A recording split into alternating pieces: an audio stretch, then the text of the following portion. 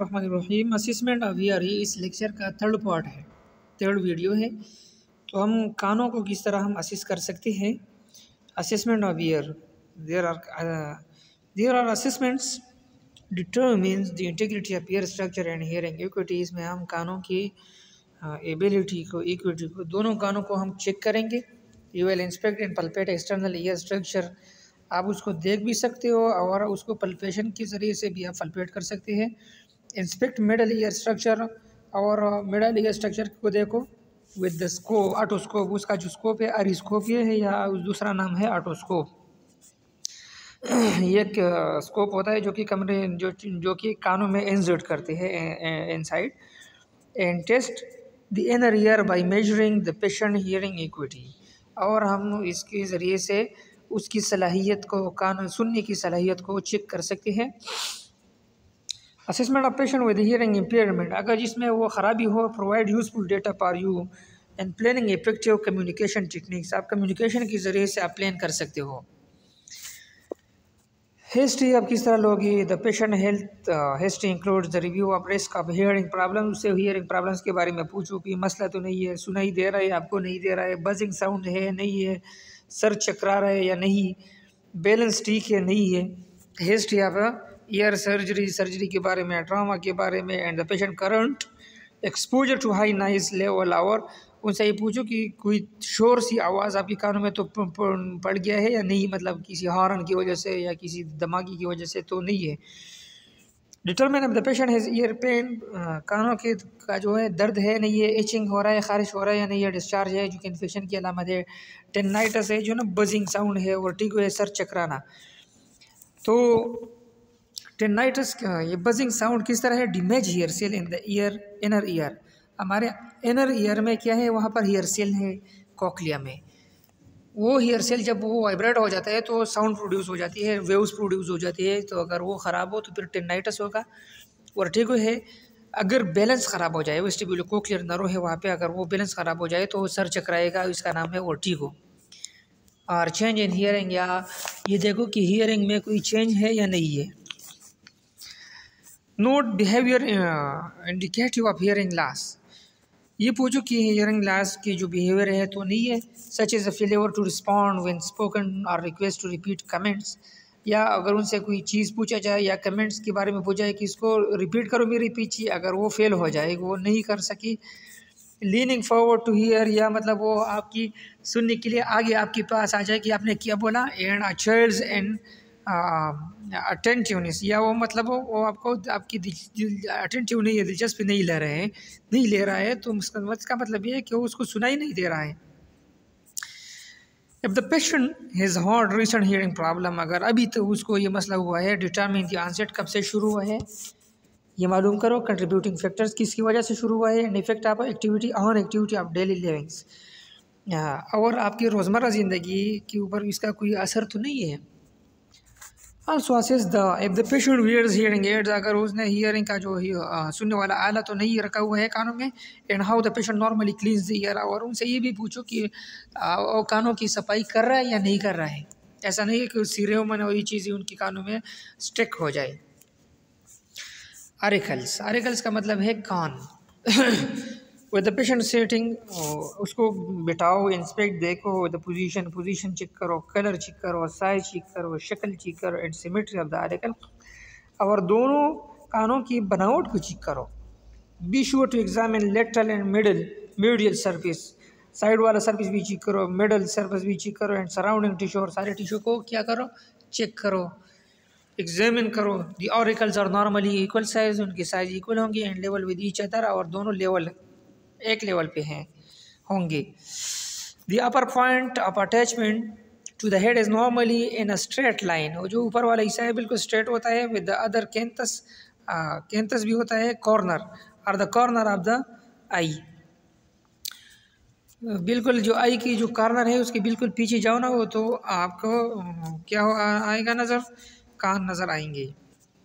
Years that are low set are at a unusual angle, जो कि मतलब उसका एंगल ख़राब हो, और साइन ऑफ क्रोमोसोम एबनॉर्मलिटी। आपने अक्सर देखे होंगे ना, जो मेजूब लोग होते हैं उसके कानों अक्सर उनकी छोटे छोटे कान होते हैं, तो इसका मतलब ये है कि ये क्या है, ऑटोसोमल डिजीज़ है या ये डाउन सिंड्रोम के पेशेंट आपने देखे होंगे। The colour is the same as the face without moles, इनके ऊपर कोई मोल्स दाने नहीं होंगी, सिस्ट नहीं होगा, डिफॉर्मिटीज़ खराबी नहीं होंगी, नाडूल्स नोड्स नहीं होंगी। Redness is a sign of inflammation और फीवर। अगर वो इसकी कान अगर सुर्ख है इसका मतलब ये कि वो ज़ख्म है, ये ज़ख्मी है या उसको फीवर हो रहा है, उसको किसी जगह पर उसकी बुखार है, जो बुखार है इसकी वजह से उसकी कान है किसी जगह पर जरासीम एंटर हुई है। एक्सट्रीम पेलर, अगर वो बिल्कुल पेल है, indicate frost bite.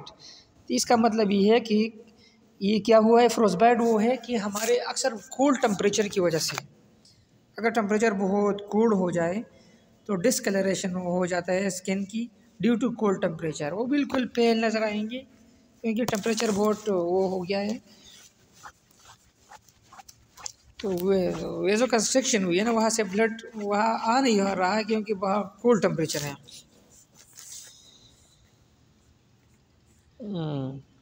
Palpate the articles for texture, उनकी बनावट को देखो, टेंडरनेस दर्द को देखो। टेंडरनेस उस चीज़ को कहते हैं जब आप हाथ लगाते हो वो दर्द महसूस कर रहा है तो इसका मतलब है कि ये टेंडर है। स्वेलिंग को देखो एंड स्किन लेजन, और स्किन की लेजन जख्म्स को देखो। Auricles are normally smooth, normally जो आर्टिकल होते हैं बिल्कुल स्मूथ होते हैं, फेम्स मजबूत होते हैं, मोबाइल होते हैं, मतलब हरकत करते हैं, एंड विदाउट लेजन, उसके ऊपर ज़ख्म नहीं होते। जब the patient complains of pain है, उसको दर्द हो रहा है, gently pull the auricle and press on the tragus, और उनकी साइड वाला चीज़ को क्या करो, पीछे मैंने आपको दिया है, एक पिक्चर डाला हुआ है, ये देखो, ये ऊपर हेलिक्स है, इनिकल फोल्ड्स है, एंटी हेलिक्स है, ऑडिटरी कैनाल है, लोब्यूल है, एंटी ट्रेगस है, और ट्रेगस, ये जो देखो बिल्कुल ट्रेगस आपको नज़र आएगा, क्या नज़र आएगा, tragus.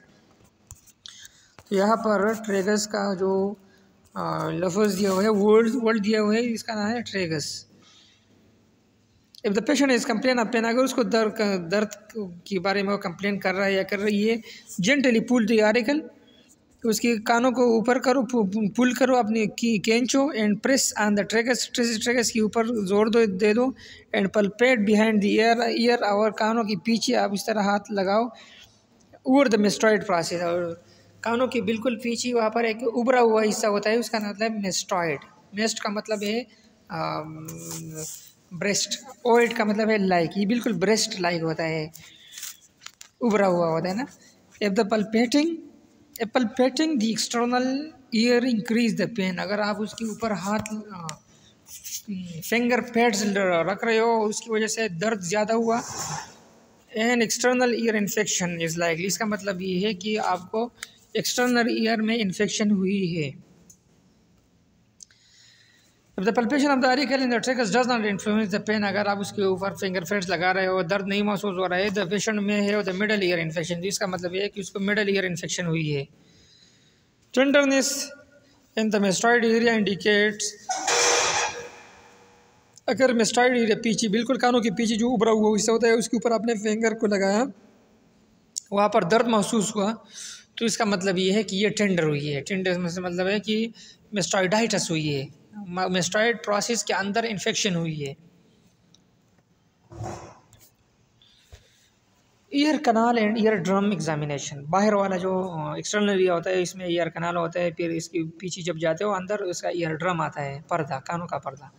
Observe the deeper structure of the external and middle ear, आप बिल्कुल डीप जाओ एक्सटर्नल्स में भी और मिडल ईयर में भी with the use of otoscope, auriscope या ऑटोस्कोप को इस्तेमाल करो। ये एक आला है, समाअत वाला आला है, कैमरा जिस तरह छोटा सा वो होता है। स्पेशल ईयर स्पेकुलम, ये एक चीज़ है अटैच टू द बैटरी, इसके साथ बैटरी ट्यूब है, अब द ऑप्थल्मोस्कोप, ठीक है, ऑप्थल्मोस्कोप वाले बैटरी की तरह होता है नीचे से।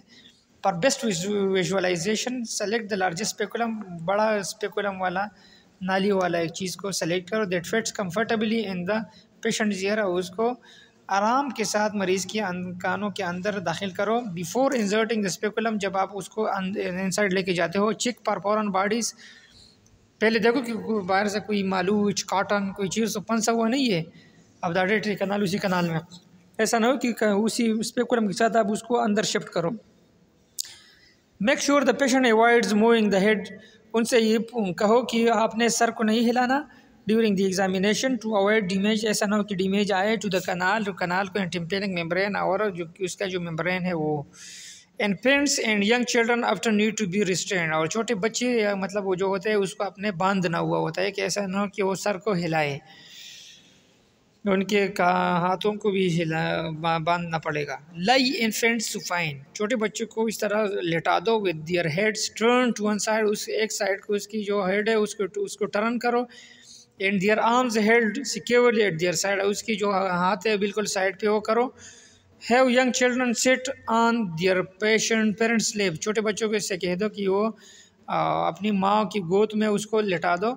With their legs held between the parents knees, और पेरेंट्स के लिए चाहिए कि वो अपनी नीज के ज़रिए से उसकी क्या करें, उसकी लेग्स को पकड़ ले, ताकि ऐसा ना हो कि हिल जाए। Turn on the otoscope, otoscope को टर्न ऑन करो, खोल दो, ऑन करो बाय रोटेटिंग द डायल, उसके ऊपर ये जो डायफ्लो की तरह चीज़ लगी हुई है उसको रोटेट करो। Eight the top of the battery tube, battery के साथ जो ट्यूब है वहाँ पे वो उसको रोटेट करो। To insert the speculum properly, अच्छी तरीके से इंसर्ट अंदर लेके जाने के लिए ज़रूरी है। Ask the patient to tip the head slightly to the opposite shoulder, उससे कह दो कि आप अपने सर को एक साइड पे लेके जाओ शोल्डर तक। Hold the handle of the otoscope, उसको ऑटोस्कोप इन रखो, हाथ में पकड़ो। In the space between the thumb मोटे वाली उंगली को एंड द इंडेक्स शहादत वाली उंगली के दरमियान। Supported on your middle finger, और उसके मिडल फिंगर के ज़रिए से उसको उसकी सपोर्ट हासिल करे, सहारा दे दें। This leaves the ulnar side of your hand to rest against the patient head, तो ये आपके लिए ये देगा कि जो अल्नर साइड है, साइड वाला साइड है वो हाथ का, वो क्या रखेगा, वो इसके सर के ऊपर आएगा। स्टेबलाइजिंग द ऑटोस्कोप, वो ऑटोस्कोप स्टेबल हो जाएगा, हिलेगा नहीं। As it is inserted into the canal, वो कैनाल के अंदर जाएगा। There are two types of grips, grips की दो टाइप्स है पर ऑटोस्कोप की ग्रेप की दो टाइप्स है। इन वन, एक ग्रेप में you hold the battery tube को होल्ड करो along with the patient neck, उसकी नेक को भी with your fingers against the neck. And the other grip, दूसरे ग्रेप में पकड़ में lightly brace the inverted otoscope, जो ऑटोस्कोप ने अपने इन्वर्ट किया है, उल्टा किया है, against the side of the patient head, उसके हेड के साथ अगेंस्ट करो एंड चेक।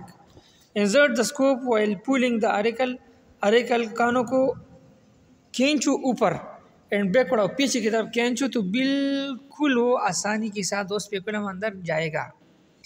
दिस मीन वो स्ट्रेटन द ईयर कैनाल, उसकी वजह से वो स्ट्रेट हो जाएगा ear canal. The infants full the auricle back and down, उसके लिए ज़रूरी है कि छोटे बच्चों के लिए ज़रूरी है कि उनकी कानों को पीछे खींचे और नीचे, और बड़ों के लिए ज़रूरी है कि उनकी कानों को पीछे खींचे और ऊपर खींचे। इंसर्ट द स्पेकुलम को इंसर्ट करो स्लाइडली डाउन एंड फॉरवर्ड, नीचे और सीधा, ठीक है। 1 और 1.5 सेंटीमीटर इंटू द ईयर का, ज़्यादा नहीं जाना है क्योंकि ऐसा ना हो कि ईयर ड्रम को आप क्या करो, डैमेज करो, इंजरी होना हो जाए। Take care not to scrape the sensitive lining of the ear canal, ऐसा ना हो कि स्क्रैच करे, आप स्क्रैप करे ईयर कैनाल की जो वो तो माइन्यूट होता है ना, सेंसिटिव होता है, विच इज़ पेनफुल क्योंकि बहुत दर्द महसूस करेगा। The ear canal normally has little cerumen, इसमें जो सीरुमेन है मटीरियल है वो क्या है, बिल्कुल कम है। And as a uniformly pink, वो पिंक है विद टेनी हेयर्स, के अंदर थोड़े से हेयर्स भी होंगी छोटी छोटी। In the outer third of the canal, उसके कैनाल के बिल्कुल बाहर साइड पे। ऑब्जर्व पर कलर को देखो, डिस्चार्ज को देखो कि वहाँ पर कोई डिस्चार्ज तो नहीं है, स्केलिंग तो नहीं है, स्किन मतलब स्केलिंग तो नहीं है, स्किन का मतलब हिस्सा जुदा होना, लेशन ज़ख़म तो नहीं है, फॉरेन बॉडीज तो नहीं है। सीरियोमन उनकी जो मॉलिक्यूल होते हैं, कंपोनेंट्स होते हैं, मटेरियल होते हैं कानों के अंदर जो हो जाती है, इस चीज़ का नाम है सीरियोमन, वैक्स लाइक मटेरियल होता है। नॉर्मली सीरियोमन और नॉर्मली जो ड्राई होता है और मॉइस्ट या मौसम नमदार होते हैं और स्टिक हो जाती है। ड्राई सीरियोमन आकर एशियन वाले जो एशिया के लोग होते हैं वो सीरियोमन जो है ड्राई होते हैं। नेटिव अमेरिकन वाले जो है ना, उनकी about 85% of the time. Reddened canal with discharge, अगर आपने स्पेकुलम कैमरा इंसर्ट किया और आपको वो रेड नज़र आया या उसके अंदर कोई डिस्चार्ज हुई है, is a sign of inflammation, इसका मतलब है कि इन्फेक्शन हुई है। इन ओल्डर एडल्ट, बड़ो उम्र के लोगों में accumulated cerumen creates a mild hearing loss, जब सीरुमेन ज़्यादा हो जाता है ना तो इंसान को फिर सुनाई नहीं देता। During the examination ask the patient और हाउ ही और she normally cleans the year, का उनसे पूछो कि आप सफाई कर रहे हो या करते हो या नहीं, करते हो या नहीं। कॉशन द पेशेंट, उनको ये कॉशन दो, एंड द डेंजर, उनसे ख़बरदार करो कि इसमें ये ख़तरा होगा। Inserted point object into the canal, की आपने कानों में अंदर चाबी या ये चीज़ें आपने इंसर्ट नहीं करना है क्योंकि इससे इंजरी हो सकता है। Avoid the use of cotton tipped applicators, ऐसा ना हो कॉटन को नहीं यूज़ करो क्योंकि कॉटन जो है ना वो इसके अंदर रह जाती है, पूम्बा कॉटन ये रह जाएगी, फिर अब उसके निकलवाना बहुत मुश्किल होगा। ये सारे ये बिल्कुल है कि आपने क्या करना है, the light from the otoscope, light लगाओ, ये ड्रम आपको नज़र आएगा। Know the common anatomical landmarks of the एफरेंस, move the article to see, उसको एक जगह से दूसरी जगह मूव करो। The underlying short process of malleus creator knob like structure at the top of the drum. The normal ear drum is translucent, normal जो कानों का पर्दा है ट्रांसल्यूट होता है, शिपाप होता है। इनसे शिपाप का मतलब है कि लाइट आसानी से पास हो जाती है। शाइनी होता है, चमकदार होता है। एंड पियरली ग्रे, और थोड़ा सा क्या होता है ग्रे कलर का। That is free from tears और ब्रिक्स, इसमें बिल्कुल वो टीयर्स, इसमें कोई सुराख वगैरह नहीं होता है। पिंक और रेड बल्जिंग मेम्ब्रेन इंडिकेट, अगर वो पिंक है या रेड है इसका मतलब ये है कि यहाँ पर इन्फ्लेमेशन हुई है, इन्फेक्शन हुई है, जिसकी वजह से इन्फ्लेमेशन रिजल्ट हुई है। अ वाइट कलर रिवील्स पस बिहाइंड इट, अगर वो आपको वाइट नज़र आया जिसका मतलब है कि इसके पीछे पस जमा हुआ है। अगर वो बिल्कुल रेड नज़र आया इसका मतलब है कि इन्फेक्शन हुई है। अगर वो बिल्कुल ग्रे कलर का है, पियरली ग्रे, तो इसका मतलब ये नॉर्मल है। The membrane is taut except for the small triangular pars flaccid near to the top. जब the cerumen is blocking the tympanic membrane, tympanic membrane के ऊपर वैक्स लाइक मटेरियल ज़्यादा हुई है, warm water irrigation will safely remove the wax. तो इस तरह अगर छोटे गर्म पानी से नीम गर्म पानी के ज़रिए से उसको क्या करो, इरिगेट करो, इसके अंदर डाल दो, काटन रखो, फिर थोड़ी बाद वो उसका हटा दो और उसको इरिगेट करो।